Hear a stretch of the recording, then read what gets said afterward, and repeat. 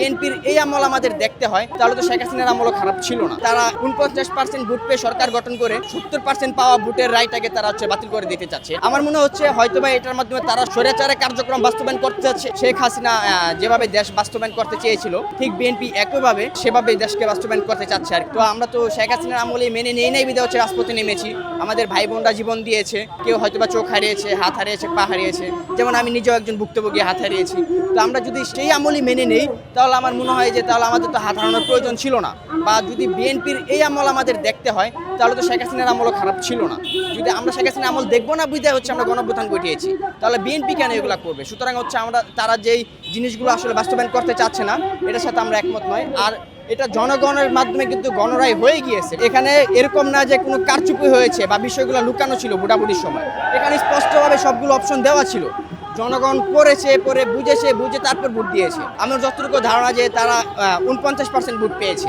49% vote পেয়ে সরকার গঠন করে 70% পাওয়া ভোটের রায়টাকে তারা বাতিল করে দিতে চাচ্ছে। এটা কি আসলে আমার মনে হচ্ছে হয়তোবা এটার মাধ্যমে তারা বোঝাতে চাচ্ছে যে তারা স্বৈরাচারের কার্যক্রম বাস্তবায়ন করতে যাচ্ছে এক, আর দ্বিতীয়ত হয়তোবা তারা মূর্খতার পরিচয় দিচ্ছে। যদি তারা মূর্খতার পরিচয় দিতে না চায় বা স্বৈরাচারী কার্যক্রম বাস্তবায়ন করতে না চায়, তাহলে অবশ্যই আমাদের যে রায়গুলো তারা বাতিল করতে যাচ্ছে সেগুলো পুনরায় সংশোধন করে আসলে সংসদে পাশ করে আনতে হবে।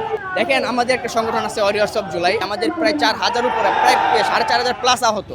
একজনকে দাওয়াত দেওয়া হয়নি, তার মানে এখানে কাদের দেওয়া হয়েছে এটা আমাদের অবশ্যই যাচাই করে দেখতে হবে। তখন আমরা যাচাই করে দেখতে পারলাম যে ওদের অঙ্গ সংগঠনের যে ব্যক্তিগুলো আসলো, যারা হচ্ছে যুব দল, ছাত্র দল, এগুলোর সাথে অ্যাডজাস্ট বা অ্যাক্টিভ আছে, তাদেরকে সেখানে ইনভাইট করা হয়েছে যেন তারা যদি কোনো কিছু বলতে চায় এবং সেটা যদি গণরায়ের বিপক্ষেও যায়, তাহলে যেন তাদের যোদ্ধাগুলো একমত পোষণ করে। সুতরাং এটা ভেবেই তারা তাদের ব্যক্তিদেরকে সেখানে ইনভাইট করেছে, আমাদের কাউকে ইনভাইট করেনি। তো এটা নিয়ে হচ্ছে আমরা প্রতিবাদ জানিয়েছি, কিন্তু আসলে সরকার তেমনভাবে গুরুত্ব দেয়নি। কারণ হচ্ছে তারা চায় যে তাদের ব্যক্তির ধারায় হচ্ছে দেশ নিয়ন্ত্রণ করার জন্য, কিন্তু এরকম এটা করার কোনো সুযোগ থাকবে না বা নেই। সুযোগ থাকবে না বিধে হচ্ছে আমরা 5 আগস্ট ঘটিয়েছি।